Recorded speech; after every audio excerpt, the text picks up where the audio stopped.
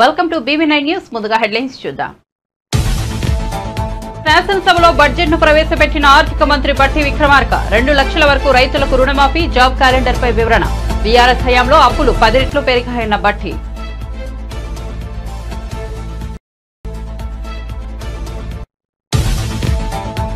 వరుసగా శ్వేతపత్రాలు విడుదల చేస్తున్న సీఎం చంద్రబాబు నేడు శాంతి భద్రతలపై శ్వేతపత్రం విడుదల. శ్వేతపత్రంలోని అంశాలను అసెంబ్లీకి వివరించిన వైనం.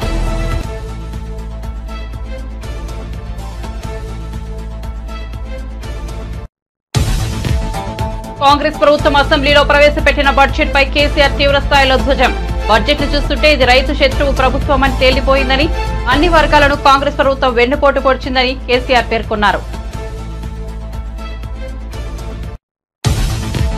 ప్రతి జిల్లాలోనూ ఈ వ్యర్థాల రీసైక్లింగ్ యూనిట్లు చేయనున్నట్టు తెలిపిన డిప్యూటీ సీఎం పవన్ కళ్యాణ్, వ్యర్థాలు అధికంగా ఉత్పత్తి చేసే తొలి 3 రాష్ట్రాల్లో ఏపీ లేదని వెల్లడి.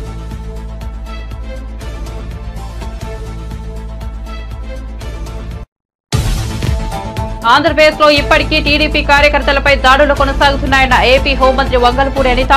జగన్ ఢిల్లీలో అబద్దాలు చెబుతున్నారని వెల్లడి. హత్యకు గురైన వారి పేర్లు అసెంబ్లీకి వచ్చి చెప్పే దమ్ము ఆయనకు లేదా అంటూ నిలదీత. కాంగ్రెస్ బడ్జెట్ రాష్ట్రాన్ని తిరోగమన దశలో నడిపిస్తోందన్న హరీష్ రావు. గ్యారంటీలు నీరుగారిపోయాయి, సంక్షేమం పడకేసిందని కాంగ్రెస్ బడ్జెట్ పై విమర్శలు.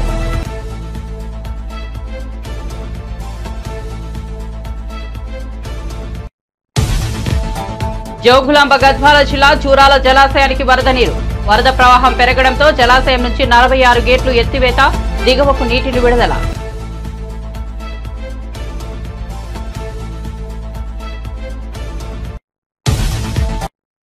ఇక వార్త వివరాల్లోకి వెళ్తే, తెలంగాణ అసెంబ్లీలో ఆర్థిక శాఖ మంత్రి మల్లు బట్టి విక్రమార్క 2024-25 ఆర్థిక సంవత్సరానికి సంబంధించి బిల్లును ప్రవేశపెట్టారు. మంత్రి తన బడ్జెట్ ప్రసంగంలో ఆరోగ్యశ్రీకి ఇచ్చే మొత్తాన్ని 10 లక్షలకు పెంచినట్లు తెలిపారు. గత ప్రభుత్వం పెద్ద ఎత్తున అప్పులు చేసిందని, రాష్ట్రం ఆర్థికంగా క్లిష్ట పరిస్థితుల్లో ఉందన్నారు. అయినప్పటికీ సంక్షేమం అభివృద్ధి ఆపడం లేదన్నారు. 2 లక్షల రుణం ఉన్న రైతులకు త్వరలో రుణమాఫీ చేస్తామన్నారు. రుణమాఫీపై తప్పుడు ప్రచారం చేస్తున్నారని విమర్శించారు. కాంగ్రెస్ పార్టీ మాట ఇస్తే శిలాశాసనమే అన్నారు. రైతులు పండించే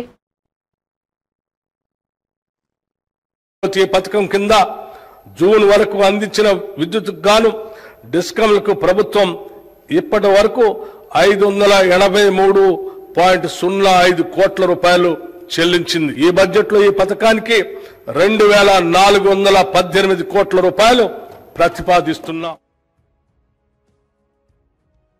అభయస్తం 6 హామీలకు సంబంధించి మహిళలను మహాలక్ష్మిగా గౌరవించడం మన సంస్కృతి. మహాలక్ష్మి పథకం కింద తెలంగాణ రాష్ట్రంలోని మహిళలందరికీ TGRTC నడిపే బస్సుల్లో ఉచిత ప్రయాణ సౌకర్యం కల్పించాం. ఈ పథకాన్ని ఇప్పటి వరకు 68.60 కోట్ల ప్రయాణాలను మహిళలు RTC బస్సుల్లో ఉచితంగా చేశారు. పర్యవసానంగా తెలంగాణ మహిళలకు 2351 కోట్ల రూపాయలు ఆదా అయింది.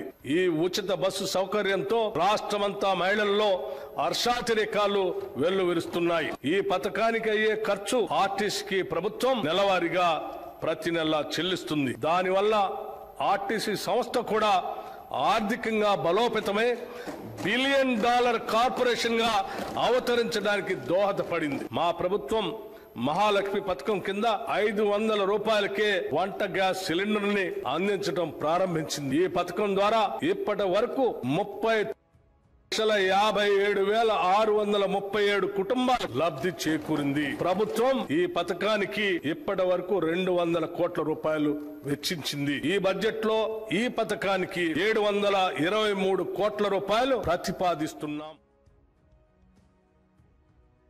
ఇందిరమ్మ ఇళ్లు, రోటీ కపడా ఔర్ మకాన్లో మకాన్ ఎంతో మంది నిరుపేదలకు ఎండమావే. ఈ పథకం ద్వారా పేదల ఇళ్లను కట్టుకోవటానికి 5 లక్షల రూపాయలు ఆర్థిక సహాయం చేయాలని అందించాలని నిర్ణయించాం. SC, ST లబ్ధిదారులకి 6 లక్షల రూపాయలు చెల్లిస్తాం. 2024-25 ఆర్థిక సంవత్సరంలో ప్రతి నియోజకవర్గంలో కనీసం 3,500 ఇళ్ల చొప్పున మొత్తం 4,50,000 ఇళ్ల నిర్మాణానికి సహకారం అందించాలని నిర్ణయించాం. ఈ పథకం కింద నిర్మించే ఇళ్లు కనీసం 400 చదరపు అడుగుల విస్తీర్ణంతో వైఎస్ జగన్ ప్రభుత్వ హయాంలో దయనీయంగా మారిన శాంతి భద్రతలపై ముఖ్యమంత్రి నారా చంద్రబాబు నాయుడు గురువారం అసెంబ్లీలో శ్వేతపత్రం విడుదల చేశారు. ఈ సందర్భంగా ఆయన మాట్లాడుతూ మొత్తం 5 అంశాలుగా శ్వేతపత్రాన్ని విభజించామని తెలిపారు. ఆంధ్రప్రదేశ్ పోలీసులు శాంతి భద్రతలను చాలా చక్కగా మెయింటైన్ చేశారన్నారు. బడ్జెట్లో ఏ ఒక్క పాలసీపైన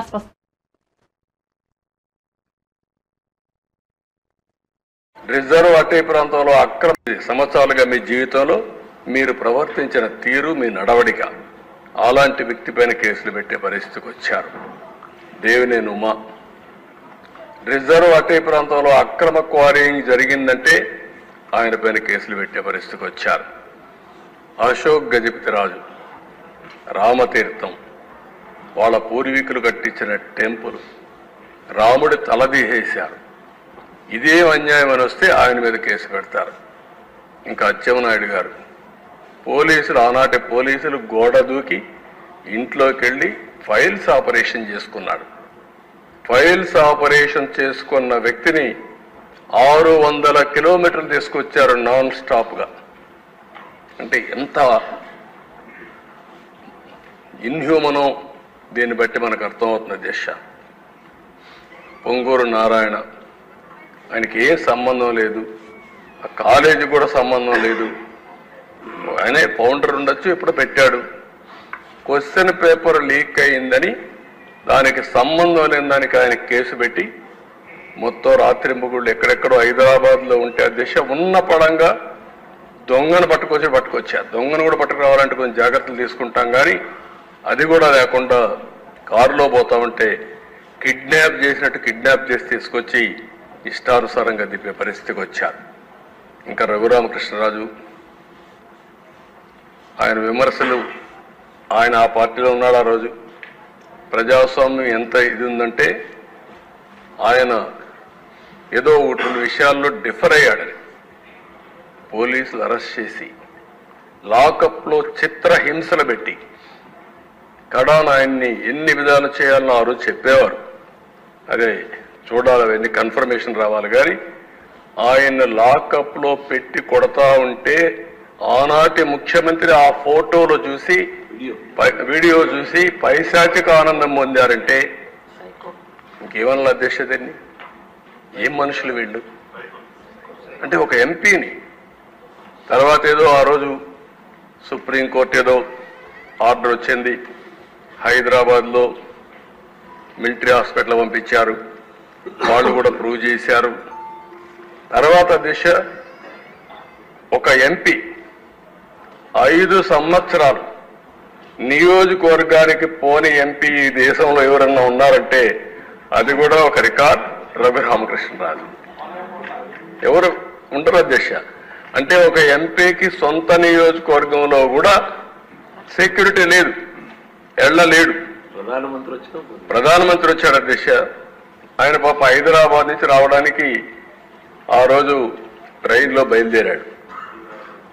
బయలుదేరితే బేగంపేటకు వచ్చిన తర్వాత ఆయనకు మెసేజ్ వచ్చింది, నువ్వు ఈ ట్రైన్లో పోవద్దు, ఈ ట్రైన్లో పోతే నీ భోగి ఏదైతే ఉందో దానికి అగ్గిపెట్టి చంపేస్తారంటే సత్యనపల్లి దగ్గర ప్లేస్ కూడా చెప్పి పలాని ప్లేస్లో వాళ్ళు రెడీగా ఉన్నారు, ఇది యాక్సిడెంట్ కింద క్రియేట్ చేస్తారు అంటే బేగంపేటలో దిగి వెళ్ళిపోయారంటే అది కూడా ప్రధానమంత్రి ప్రోగ్రామ్ కూడా పోలేకపోయిన పరిస్థితి ఒక ఎంపీకి ఉందంటే ఇంకా లా అండ్ ఆర్డర్ ఎక్కడుంది దిశ.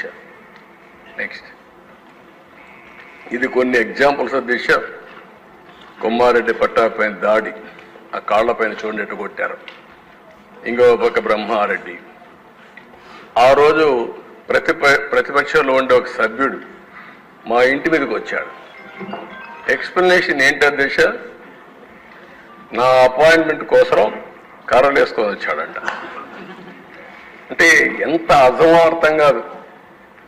నేను ప్రతిపక్ష నాయకుడిని, నువ్వు ఒక వేరే పార్టీ ఇదివి, మా ఇంటికి నువ్వు ఎందుకు రావాలి? వస్తే ముందు నాకు చెప్పాలి, నా పర్మిషన్ తీసుకోవాలి. కనీసం చెప్పకుండా వచ్చి ఇది చేస్తే ఆనాటి డీజీపీ ఒక మాట అంటాడు దిశ, నేను అమరావతికి వస్తామంటే నా మీద చెప్పులు రాళ్లతో దాడి చేశారు.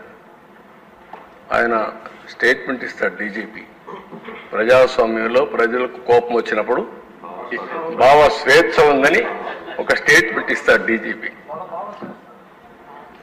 అదే మరి దీనిపైన కూడా వాళ్ళు స్టేట్మెంట్ ఇచ్చే పరిస్థితికి వచ్చారు. మొన్నే పుంగనూరులో రామచంద్ర యాదవ్ కాంగ్రెస్ ప్రభుత్వం అసెంబ్లీలో ప్రవేశపెట్టిన బడ్జెట్ పై బీఆర్ఎస్ అధినేత తెలంగాణ తొలి ముఖ్యమంత్రి కేసీఆర్ తీవ్రస్థాయిలో ధ్వజమెత్తారు. బడ్జెట్ ను చూస్తుంటే ఇది రైతు శత్రువు ప్రభుత్వం అని తేలిపోయిందన్నారు. అన్ని వర్గాలకు కాంగ్రెస్ ప్రభుత్వం వెన్నుపోటు పొడిచిందని కేసీఆర్ పేర్కొన్నారు. ఆర్థిక మంత్రి బట్టి విక్రమార్క బడ్జెట్ ప్రసంగం ముగిసిన అనంతరం అసెంబ్లీలోని మీడియా పాయింట్ వద్ద కేసీఆర్ బీఆర్ఎస్ ఎమ్మెల్యేలతో కలిసి మీడియాతో మాట్లాడారు. రైతు బంధులో రైతు భరోసా పేరుపేసే పథకంలో అనేక ఆంక్షలు పెట్టబోతున్నట్టుగా ప్రత్యక్షంగా చెప్పి రైతులకు ఆల్రెడీ మోసం చేశారు. బడ్జెట్లో వాళ్ళ నైజం కూడా స్పష్టంగా బయటపడింది. గత ప్రభుత్వం అన్ని రాష్ట్రంలోని అన్ని వర్గాల సంక్షేమాన్ని వాళ్ళ ఆర్థికాభివృద్ధిని కాంక్షించి అనేక పథకాలు ప్రవేశపెట్టడం జరిగింది. ఒక్క పథకం మీద కూడా ఇప్పుడు స్పష్టత లేదు. ఫర్ ఎగ్జాంపుల్ యాదవుల కోసం ఉన్నటువంటి వాళ్ళ అభివృద్ధి కోసం పెట్టినటువంటి గొర్రెల పెంపకం పథకాన్ని టోటల్గా మూసివేసినట్టుగా మనకు అర్థమవుతా ఉంది. ఇప్పటికే యాదవ సోదరులకు చెల్లించిన డిపాజిట్ కూడా తిరిగి వాపసు తీసుకున్న ఈ ప్రభుత్వం ఎక్కడ కూడా లేదు.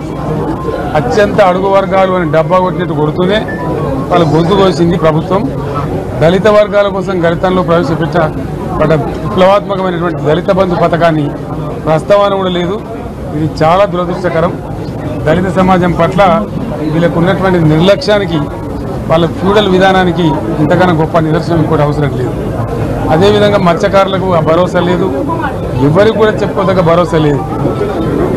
ఇందులో విశేషం హైలైట్ ఏంటంటే ఆర్థిక మంత్రి ప్రతి మాటను ఒత్తి ఆ డబ్బు వచ్చినప్పుడల్లా అదేందో పెద్ద మహాప్రపంచ విజయంలాగా ఒత్తి చెప్పడం తప్ప కొత్తది ఏమి లేదు. ఒత్తి పలుకులు పలకడం తప్ప కొత్తగా చెప్పింది ఏమి లేదు. ఏ ఒక కొత్త సంక్షేమ పథకం కానీ ఏది కూడా లేదు. మహిళల పట్ల కూడా చాలా స్పష్టంగా చెప్పాల్సిన అవసరం ఉండే. కానీ వాళ్ళు మేము 1,00,000 కోట్లు ఇస్తాం అన్ని రుణాలు, ఆ రుణాలు వీలేదో ఇస్తున్నట్టుగా ఆల్రెడీ ఉన్న స్కీమే, నథింగ్ న్యూ అబౌట్ ఇట్, ఏమి లేదు. వెరసి ఇష్యూ యాజ్ ఏ హోల్. దురదృష్టం ఏంటంటే చాలా బ్యాడ్ లక్ ఏంటంటే మేము కూడా ప్రభుత్వం ఏర్పడిన తర్వాత కనీసం ఒక 6 మాసాల సమయం వాళ్ళకి ఇవ్వాలని మేము అనుకున్నాం. నేను కూడా శాసనసభకు పెద్దగా రాలేదు. కానీ ఈరోజు బడ్జెట్ చూస్తే ఏ ఒక్క పాలసీ ఫార్ములేషన్ జరగలేదు.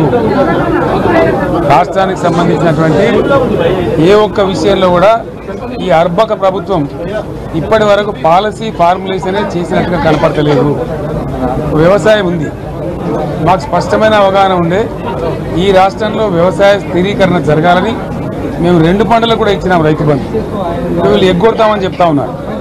మేమేదో రైతులకు ఇచ్చిన డబ్బును దాన్ని పాడు చేసినాము, చెడగొట్టినాము, దుర్వినియోగం చేసామన్న పద్ధతిలో దురదృష్టకరమైన వ్యాఖ్యలు చేస్తూ ఉన్నారు.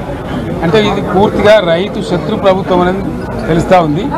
ధాన్యం కొనుగోలు చేయలేదు, విద్యుత్ సరఫరా చేయడం లేదు, నీరు సరఫరా చేయడం లేదు, చాలా ఇబ్బందులు పెడతా ఉన్నారు. ఇంకా రైతు భరోసా, రైతు బంధు గురించి ప్రస్తావనే లేదు.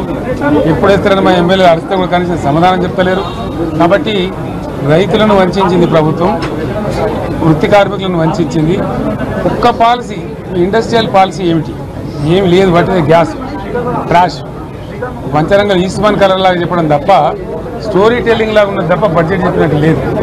రాష్ట్రంలో వ్యవసాయ పాలసీ ఏమిటి, పారిశ్రామిక పాలసీ ఏమిటి, ఐటీ పాలసీ ఏమిటి, ఇంకా ఇతర అనేక పాలసీ, పేద వర్గాలకు సంబంధించిన పాలసీ ఏమిటి అనే దాని మీద ఏ ఒక్క దాని మీద కూడా గ్యాస్ ట్రాషే తప్ప, చిల్లర మల్లర ప్లాట్ఫామ్ స్పీచ్ లాగా ఉంది తప్ప అది బడ్జెట్ ప్రసంగం లాగా లేదు. రాజకీయ సభలలో చెప్పినట్టు ఉంది తప్ప ఏ ఒక్క పాలసీని కూడా నిర్దిష్టంగా ఈ పనిని మేము ఎట్లా సాధిస్తాం, మా గోల్స్ ఇవి, మా టార్గెట్స్. ఆంధ్రప్రదేశ్లో ఇప్పటికీ టీడీపీ కార్యకర్తలపై దాడులు కొనసాగుతున్నాయని ఏపీ హోంమంత్రి వంగలపూడి అనిత అన్నారు. అసెంబ్లీలో అనిత మాట్లాడుతూ తమ పార్టీ కార్యకర్తలపై దాడులు చేస్తూ రాష్ట్రంలో 36 హత్యలు జరిగాయని, ఢిల్లీలో జగన్ అబద్దాలు చెబుతున్నారన్నారు. హత్యకు గురైన వారి పేర్లు అడిగితే జగన్ చెప్పలేకపోయారని, అసెంబ్లీకి వచ్చి ఆ పేర్లు చెప్పే దమ్ము ఆయనకు లేదా అంటూ నిలదీశారు. మంత్రి నారా లోకేష్ రెడ్ బుక్ గుర్తొస్తే ఆయనకు నిద్ర పట్టడం లేదని ఎద్దేవా చేశారు. తెలుగుదేశం పార్టీ కార్యకర్తల మీద వైఎస్ఆర్సీపీ నాయకులు సోషల్ మీడియాలో దాడి చేస్తున్నారు, వ్యక్తిగతంగా దాడులు చేస్తున్నారు, వాళ్ళ ఆస్తుల మీద దాడులు చేస్తున్నారు. అంటే ఇప్పటికీ కూడా అంటే ఎందుకు చెప్తున్నానంటే వాళ్ళు తిరిగి మేం చేస్తున్నామని చెప్పి టీడీపీ వాళ్ళు చేస్తున్నారు, జనసేన వాళ్ళు చేస్తున్నారు, బీజేపీ వాళ్ళు చేస్తున్నారని చెప్పి ఢిల్లీ నడివీధుల్లో కూర్చొని 36 మంది పొలిటికల్ హత్యలు జరిగినాయని ఎంత సిగ్గు లేకుండా మాట్లాడుతున్నారో ఒకసారి మనం కూడా ఆలోచించుకోవాలి అధ్యక్ష. ఇది రాష్ట్ర ప్రతిష్టకు సంబంధించిన విషయం అధ్యక్ష. ఈ రోజు 45 రోజుల్లోని ఒక ప్రతిపక్ష హోదా కూడా లేని ఒక ఎమ్మెల్యే, ఒక ప్రతిపక్ష సంబంధించిన ఎమ్మెల్యే ఢిల్లీ దగ్గరికి వెళ్ళి 36 హత్యలు, రాజకీయ హత్యలు జరిగినాయి అంటే ఢిల్లీ మీడియా అడిగింది 36 మంది పేర్లు ఉన్నాయా అని అడిగితే కనీసం పేర్లు కూడా చెప్పడానికి ఇష్టపడక, పేర్లు లేవు కాబట్టి చెప్పలేక పక్కకి వెళ్ళిపోయే పరిస్థితి. ఈరోజు మేము అడుగుతున్నాం, 36 హత్యలు జరుగుతున్నాయని అడుగుతున్నావు, ఎక్కడికో వెళ్ళి మాట్లాడుతున్నావు, అసెంబ్లీ సమావేశాలు జరుగుతున్నాయి, అక్కడికి వెళ్ళి ధర్నా చేసావు. ఈ రోజు ఇక్కడికి ఆల్రెడీ నువ్వు అమరావతి వచ్చావన్న సంగతి ఇక్కడ మా అందరికీ తెలుసు. ఈ రోజు వచ్చి అసెంబ్లీలో కూర్చొని ఆ 36 మంది వివరాలు ఇచ్చే దమ్ము లేదా నీకు? ఈ రోజు ఆ 36 మంది వివరాలు మాకు ఇచ్చి దాని మీద ఎంక్వైరీ చేయించుకునే దమ్ము లేదా నీకు? ఈ రోజు అసెంబ్లీ సాక్షిగా అడగాల్సిన వాటిని పక్కన పెట్టుకొని ఎక్కడో ఢిల్లీలోకి వెళ్ళి రాష్ట్ర ప్రతిష్టను దెబ్బతీసే విధంగా, రాష్ట్రం మీద రక్తమరకలు అంటినట్టుగా వాటన్నిటికీ కూడా ఫోటో ఎగ్జిబిషన్ ఒకటి పెట్టి దాన్ని చాలా ఏమార్చి అక్కడ వాళ్ళని ఏదో రకంగా పెట్టుబడులు రాకుండా, పరిశ్రమలు రాకుండా అడ్డుకోవడానికి ఒక కుట్రపూరితమైన వాతావరణాన్ని సృష్టించడానికి మాత్రమే చేస్తున్నాడు అధ్యక్ష. ఇతగారి తాలూకా నైజం కూడా చెప్పాలి అధ్యక్ష. అధికారంలోకి వచ్చిన తర్వాత 2024 అధికారంలోకి వచ్చింది అధ్యక్ష. ఎంత దారుణం అంటే అమరావతికి బస్సు యాత్రకి సాక్షాత్తు 14 సంవత్సరాలు ముఖ్యమంత్రి చేసిన చంద్రబాబు నాయుడు గారు బస్సు యాత్రకి వెళ్తే ఆ బస్సు మీద రాళ్ళు రువితే అధ్యక్ష, అప్పుడున్న సాక్షాత్తు డీసీపీ గౌతమ్ సవాంగ్ గారు భావ స్వేచ్ఛ ప్రకటన మాట్లాడిన సందర్భాన్ని కూడా ఈ రోజు గుర్తు చేయాలి అధ్యక్ష. ఎందుకంటే ఆ రోజు శాంతి భద్రతలు ఎలా ఉన్నాయి, ఈ రోజు శాంతి భద్రతలు ఎలా ఉన్నాయి కంపేర్ చేయడానికి మీరు నాకు 5 నిమిషాలు టైం ఇవ్వాలి. ఎందుకంటే ఇది రాష్ట్ర ప్రతిష్టకు సంబంధించిన విషయం. ఆత్మకూరులో ఒక ఊర్లోని ఒకరిని వెలివేస్తే, ఒక గ్రూప్ ఆఫ్ పీపుల్ని వెలివేస్తే వాళ్ళ దగ్గరికి వెళ్ళడానికి వెళ్తే సాక్షాత్తు ముఖ్యమంత్రి 14 సంవత్సరాలు ముఖ్యమంత్రి చేసిన వ్యక్తి ఇంటి దగ్గరికి వెళ్ళి ఆ గేట్లకి తాడులు కట్టారు అధ్యక్ష. తాడులు కట్టడమే కాదు అధ్యక్ష, ఎల్జీ పాలిమర్స్ లో గ్యాస్ లీక్ అయితే వైజాగ్ వెళ్తే చంద్రబాబు నాయుడు గారిని వైజాగ్ ఎయిర్పోర్ట్ లోనే ఆపి ఎయిర్పోర్ట్ లో లిటరల్లీ చెప్పలు దాడి చేశారు. ఆ విషయంలో మొన్న నన్ను విష్ణుకుమార్ రాజు గారు కూడా క్వశ్చన్ చేశారు అధ్యక్ష, హోంమంత్రి ఏం చేస్తున్నారు అని. గుడ్లు ఇసరడానికి, అతని టమోటాలు ఇసరడానికి, ఆఖరికి అక్కడి నుంచి కనీసం బయటికి రానివ్వకుండా కూడా చేసిన పరిస్థితి కూడా కనిపించింది అధ్యక్ష. వీళ్ళు ఈ రోజు శాంతి భద్రతల గురించి మాట్లాడుతున్నారు అధ్యక్ష. ఇదే పవన్ కళ్యాణ్ గారు ఆ రోజు మన అమరావతి రైతుల గురించి అక్కడికి పాదయాత్ర కింద వెళ్తే ముళ్ళ కంచెలు అడ్డుగా వేశారు అధ్యక్ష. ముళ్ళ కంచెలు దాటుకొని పక్కకు తీసుకొని వెళ్ళిన పరిస్థితి. వైజాగ్ వెళ్తే వైజాగ్ రానివ్వకుండా నగర బహిష్కరణ చేశారు. యువగలం పాదయాత్ర, నేను మచ్చుకు చెప్తున్నాను అధ్యక్ష, ఇవి చాలా మచ్చుకు చెప్తున్నా. యువగలం పాదయాత్రలో లోకేష్ బాబు గారు పాదయాత్ర చేస్తా ఉంటే కనీసం స్టూల్ ఎక్కి నుంచోడానికి కూడా పర్మిషన్ ఇవ్వలే. అంటే వీళ్ళ తాలూకా దౌర్జన్యాలు ఏ రకంగా ఉన్నాయి? ఎవరిని వదిలేశారు అధ్యక్ష? దేశంలో వ్యర్థాలు అధికంగా ఉత్పత్తి చేసే మొదటి 3 రాష్ట్రాల్లో ఏపీ లేదని పవన్ కళ్యాణ్ అన్నారు. వీటిని సమర్థవంతంగా తొలగించేందుకు ప్రభుత్వం చర్యలు తీసుకుంటోందని తెలిపారు. ఈ వ్యర్థాలను సేకరించి రీసైక్లింగ్ చేసేందుకు అన్ని చర్యలు తీసుకుంటున్నట్లు చెప్పారు. ఇందులో భాగంగానే ఆంధ్రప్రదేశ్ లో పలు చోట్ల రీసైక్లింగ్ యూనిట్లు నెలకొల్పడం జరిగిందన్నారు. రాబోయే రోజుల్లో ప్రతి జిల్లాలోనూ వీటిని ఏర్పాటు చేస్తామని పవన్ కళ్యాణ్ వెల్లడించారు. ఉత్పత్తిదారుల ద్వారా అందించబడిన దేశవ్యాప్త విక్రయాల డేటా ఆధారంగా జాతీయ స్థాయిలో ఎలక్ట్రానిక్ వ్యర్థాల ఉత్పత్తికి సెంట్రల్ పొల్యూషన్ కంట్రోల్ బోర్డు అంచనాల ప్రకారం ఆంధ్రప్రదేశ్ రాష్ట్రం 12వ స్థానంలో ఉందని పేర్కొనడం జరిగింది. దానికి అనుబంధంగా నకలు కూడా జత చేయడమైంది. భారత ప్రభుత్వ పర్యావరణ, అటవీ, వాతావరణ మార్పుల మంత్రిత్వ శాఖ ఎలక్ట్రానిక్ వ్యర్థాల నిర్వహణ నిబంధనలను తెలియజేసింది. ఆంధ్రప్రదేశ్లో 1 ఏప్రిల్ 2023 నుండి ఇప్పటి వరకు అమలు చేయబడుతుంది. ప్రస్తుతం ఎలక్ట్రానిక్ వ్యర్థాలను తరలించడం, రీసైకిల్ మరియు శుభ్రం చేయడానికి ఆంధ్రప్రదేశ్ రాష్ట్రంలో 6 ఎలక్ట్రానిక్ వ్యర్థాల రీసైకిలర్స్ వ్యర్థాల సేకరణ కోసం నమోదయ్యాయి. రాష్ట్రంలో ఉత్పత్తి అయ్యే మొత్తం ఎలక్ట్రానిక్ వ్యర్థాలను ఎలక్ట్రానిక్ వ్యర్థాల రీసైకిలర్స్ ద్వారా సేకరణ జరుగుతున్నది. ఎలక్ట్రానిక్ వ్యర్థాల రీసైకిలర్స్ వ్యర్థాలను ప్లాస్టిక్లు, విలువైన ఇతర లోహాల, ప్రమాదకర వ్యర్థాలు మరియు ఇతర పదార్థాలుగా విభజించడం జరుగుతుంది. ప్లాస్టిక్ వ్యర్థాలను గ్రాన్యూల్స్ గాను, పెల్లెట్స్ తయారీ కోసం ప్లాస్టిక్ వ్యర్థాల ప్రక్రియ యూనిట్కు తరలించడం జరుగుతూ ఉంటుంది. ప్రీ ప్రాసెసర్లు, కో ప్రాసెసర్లు, ట్రీట్మెంట్, స్టోరేజ్, ప్రమాదకరమైన వ్యర్థాలను తరలించే సౌకర్యం environment protection treatment, storage and disposable ఫెసిలిటీకి తరలించే సౌకర్యం ఉంది అధ్యక్ష. ఎలక్ట్రానిక్ వ్యర్థాల రీసైక్లింగ్ యూనిట్ల ద్వారా విలువైన ఇతర లోహాలు సంగ్రహించడం అవుతుంది. మరి ఇనర్ట్ మెటీరియల్ తరలించడానికి తదుపరి శాస్త్రీయ ట్రీట్మెంట్ కోసం TSDFకి అంటే ట్రీట్మెంట్ స్టోరేజ్ డిస్పోజల్ ఫెసిలిటీకి దీన్ని తరలించబడుతుంది. మరిన్ని వివరాలన్నీ అనుబంధంలో జత చేయండి.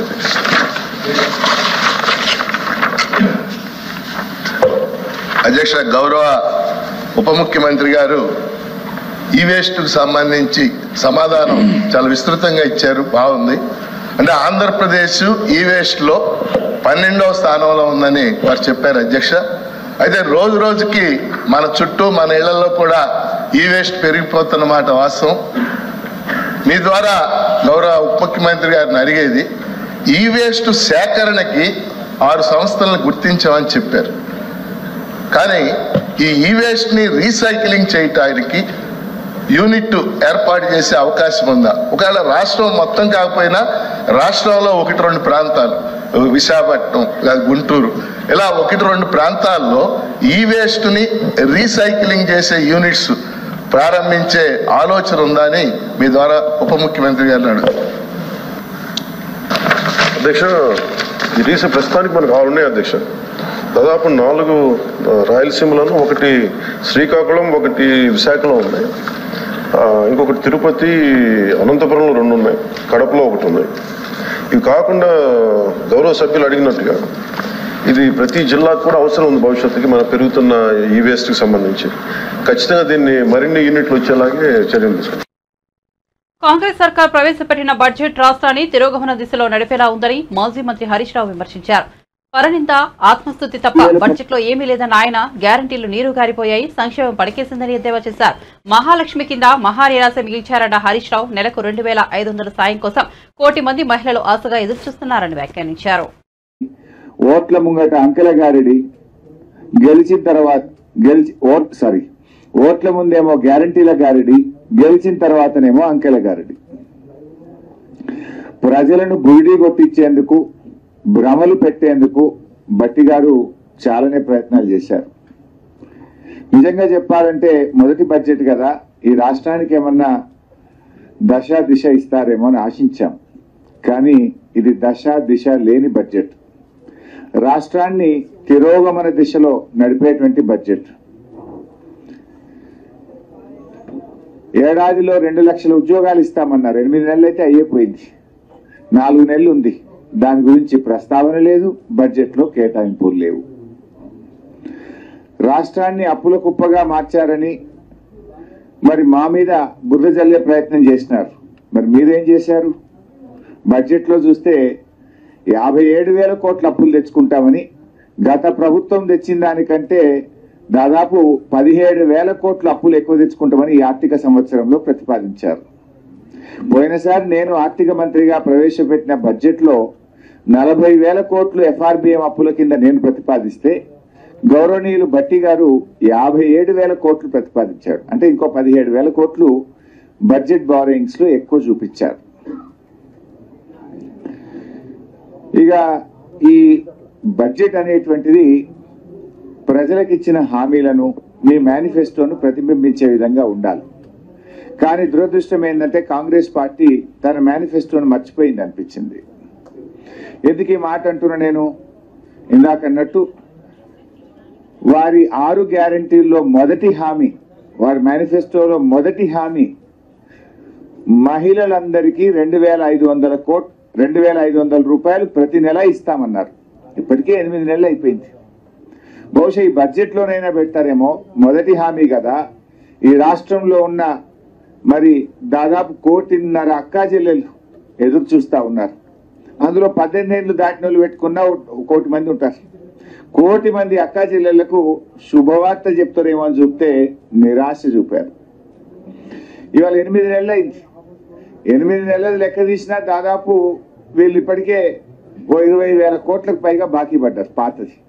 పోనీ ఈ బడ్జెట్లైనా పెట్టి ఇక ముందుకన్నా ఇస్తారేమో అంటే మహాలక్ష్మి పథకం కింద మహిళలకు మహా నిరాశను ఈ రాష్ట్ర ప్రజలకు, మహిళలకు కాంగ్రెస్ ప్రభుత్వం నిరాశపరిచింది. ఇకపోతే ఆసరా పెన్షన్లు ఎంతో ఆశగా ఎదురు చూస్తున్నారు. రేవంత్ రెడ్డి గారు అయితే రెచ్చిపోయి ఉపన్యాసాలు ఇచ్చాడు. అవ్వా నీ పెన్షన్ ఎంత వస్తుంది? 2,000. ఇగో డిసెంబర్లో ఇందిరమ్మ రాజ్యం రాగానే నీ పింఛన్ 4,000 అవుతుంది. నీ మన్మడి కాళ్ళు ఒత్తుతాడు. డీజిల్కు పైసలు అడుక్కుంటాడు, పెట్రోల్కు పైసలు అడుక్కుంటాడు అన్నాడు. మరి అడవిని 4000 డిసెంబర్లోనే ఇస్తాను నువ్వు. ఇప్పుడు జూలై నెలలో ఉన్నాం, ఇప్పటిదాకా రాలేదు. కాంగ్రెస్ పార్టీ నాయకులు ఎన్నికల సమయంలో ఇంటికి 2 పింఛన్లు ఇస్తాం, అవ్వకిస్తాం, తాతకిస్తాం, నౌకరున్నా ఇస్తాం, కొత్త పెన్షన్లు ఇస్తాం, అర్హులందరికీ ఇస్తాం, 4000 ఇస్తాం అని ఊదరగొట్టింది కదా. 100 రోజుల్లో ఇస్తామని బాండ్ పేపర్ మీద రాసిచ్చింది కదా. ఏమైంది మీ బడ్జెట్లో? ఎందుకు పెట్టలేదు అని నేను అడుగుతా ఉన్నా. అంటే ఇవాళ పేదలకు మేము ప్రాధాన్యత ఇస్తాం, మాది పేదల ప్రభుత్వం అన్నారు కదా. మరి ఇంతకంటే పేదలు ఎవరు? ఆసరా పెన్షన్. ఆంధ్రప్రదేశ్ వ్యాప్తంగా సంచలనం రేకెత్తించిన మదనపల్లి సబ్ కలెక్టర్ కార్యాలయంలో ప్రమాదం కేసుపై రాజంపేట ఎంపీ పెద్దిరెడ్డి మిథున్ రెడ్డి రియాక్ట్ అయ్యారు. ఈ ఘటనకు సంబంధించి పెద్దిరెడ్డి రామచంద్రారెడ్డి కుటుంబంపై టీడీపీ శ్రేణులు ఆరోపణలు చేస్తున్న నేపథ్యంలో పెద్దిరెడ్డి మిథున్ రెడ్డి విలేకరుల సమావేశం నిర్వహించారు. ఈ ఘటనపై పసలేని ఆరోపణలు చేస్తున్నారన్న మిథున్ రెడ్డి దాంతో తమ కుటుంబానికి ఎలాంటి సంబంధం లేదని స్పష్టం చేశారు. తమ కుటుంబం ప్రతిష్టను దెబ్బతీసేందుకు ఈ కుట్ర చేస్తున్నారని మిథున్ రెడ్డి ఆరోపించారు. తమకు ఉన్న ఆస్తుల వివరాలన్నింటినీ ఎన్నికల అఫిడవిట్లో పేర్కొన్నామన్న మిథున్ రెడ్డి అనవసరంగా లేనిపోని ఆరోపణలు చేస్తున్నారని ఆరోపించారు. కానీ లేకపోతే మా తల్లిదండ్రుల అఫిడవిట్లో కానీ లేకపోతే మా భార్య అఫిడవిట్లో కానీ అన్నీ కూడా వివరంగా ఎక్కడైతే మేము తీసుకున్న ప్రాపర్టీస్ అన్నీ కూడా వివరంగా ఉన్నాయి. ఇవన్నీ కూడా ప్రైవేట్ వ్యక్తుల దగ్గర నుంచి తీసుకున్న ప్రాపర్టీసే. ఈ ఘటన గురించి నిజాలు రావాలని చెప్పి కూడా ప్రభుత్వం తరపు నుంచి కూడా ఈ ఘటన గురించి నిజాలు చెప్పాలని చెప్పి కూడా నేనే డిమాండ్ చేస్తా ఉన్నాను. మీడియాలో కూడా చూడడం జరిగింది. అనురాగ్ అని చెప్పి ఒక అనుమానితుడిని కస్టడీలోకి తీసుకున్నారని చెప్పి కూడా వాళ్ళ పేరెంట్స్ కూడా అతను వాళ్ళ ఫ్యామిలీ అంతా కూడా మేము తెలుగుదేశం నాయకులు, మేము తెలుగుదేశం పార్టీకి సంబంధించిన వాళ్ళు, మా పిల్లోని అనవసరంగా పట్టుకున్నారని చెప్పి కూడా మాట్లాడుతున్నారని చెప్పి కూడా మీడియాలో కూడా చూడడం జరిగింది. ఇవన్నీ కూడా నిజాలు బయట రావాల్సి ఉంది. నేను ఇంకొకటి కూడా మీడియా మిత్రులను కానీ అందరిని కూడా నేను మనవి చేసేసామంటే ఇవన్నీ కూడా వ్యక్తిగత ఆరోపణలు. ఒక వ్యక్తిగత ఆరోపణ చేసే ముందు మీరు మా వివరణ కోరితే ఖచ్చితంగా మా వివరణ కూడా తీసుకొని ఇదో ఈ విధంగా ఆరోపణ ఉందంటే మా వివరణ కూడా మేము చెప్తాము. దయచేసి రెండు కూడా మీరు చూసి నిజాలు మీరు వేయాలని చెప్పి కూడా నేను కోరుతా ఉన్నాను. రాజకీయ ఆరోపణలు ఉంటే పర్వాలేదు, వ్యక్తిగత ఆరోపణలు వచ్చినప్పుడు ఖచ్చితంగా మేము వివరణ ఇచ్చేదానికి సిద్ధము. ప్రతి ఒక్క ఏది చేసినా కూడా ఈరోజు దాదాపు 30 సంవత్సరాలుగా వ్యాపారం చేస్తున్నాము. ప్రతి ఒక్కటి కూడా ఇన్కమ్ ట్యాక్స్ డిపార్ట్మెంట్లో ఉంది. ప్రతి ఒక్క అసెట్ మాకు ఏదైతే ఉందో అవన్నీ కూడా ఈరోజు మీకు అఫిడవిట్లో ప్రతి ఒక్కటి కూడా అన్ని చేర్చడం జరిగింది. ఇవన్నీ కూడా పద్ధతిగా ఎక్కడ ఏది ఉన్నది కూడా ప్రతి ఇయర్లీ కూడా రిటర్న్స్ ఫైల్ చేయడం కానీ ప్రతి ఒక్కటి కూడా కానీ. జోగులాంబ గద్వాల జిల్లా జూరాల జలాశయానికి వరద నీరు పోటెత్తింది. ఎగువన మహారాష్ట్రలో కురుస్తున్న భారీ వర్షాలకు జూరాల ప్రాజెక్టుకు వరద ప్రవాహం పెరగడంతో జలాశయం నుంచి 46 గేట్లు ఎత్తి దిగువకు నీటిని విడుదల చేశారు. మొత్తం 2,19,722 క్యూసెక్కుల నీటిని దిగువకు విడుదల చేయడంతో కృష్ణమ్మ శ్రీశైలం వైపు పరుగులు తీస్తోంది. ప్రాజెక్టు పూర్తిస్థాయి నీటి సామర్థ్యం 9.657 టీఎంసీలు కాగా ప్రస్తుతం 6.401 టీఎంసీలు నీరు నిల్వ ఉంది.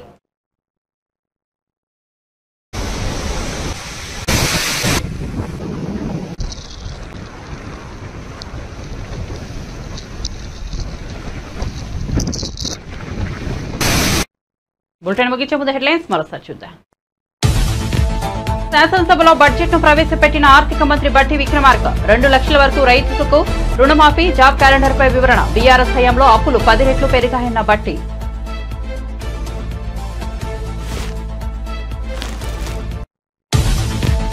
వరుసగా శ్వేతపత్రాలు విడుదల చేస్తున్న సీఎం చంద్రబాబు. శాంతి భద్రతలపై శ్వేతపత్రం విడుదల. శ్వేతపత్రంలోని అంశాలను అసెంబ్లీకి వివరించిన వైన.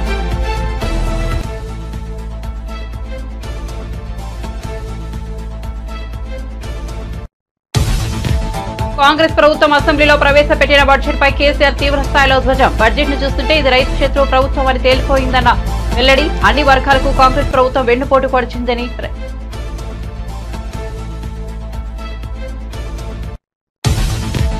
ప్రతి జిల్లాలోనూ ఈ వ్యర్థాల రీసైక్లింగ్ యూనిట్లు చేయనున్న తెలిపిన డిప్యూటీ సీఎం పవన్ కళ్యాణ్. వ్యర్థాలు అధికంగా ఉత్పత్తి చేసే తొలి 3 రాష్ట్రాల్లో ఏపీ లేదని వెల్లడి.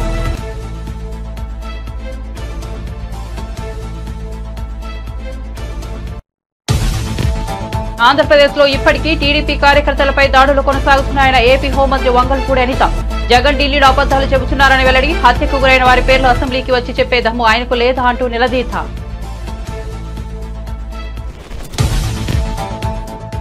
కాంగ్రెస్ బడ్జెట్ రాష్ట్రాన్ని తిరోగమన దిశలో నడిపిస్తోందన్న హరీష్ రావు. గ్యారంటీలు నీరుగారిపోయాయి, సంక్షేమం పడకేసిందని కాంగ్రెస్ బడ్జెట్పై విమర్శలు.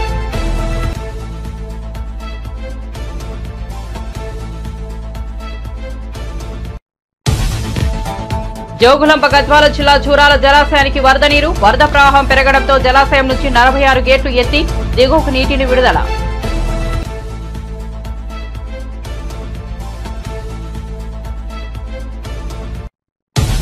మరిన్ని అప్డేట్స్ కోసం చూస్తూనే ఉండండి BV9 న్యూస్.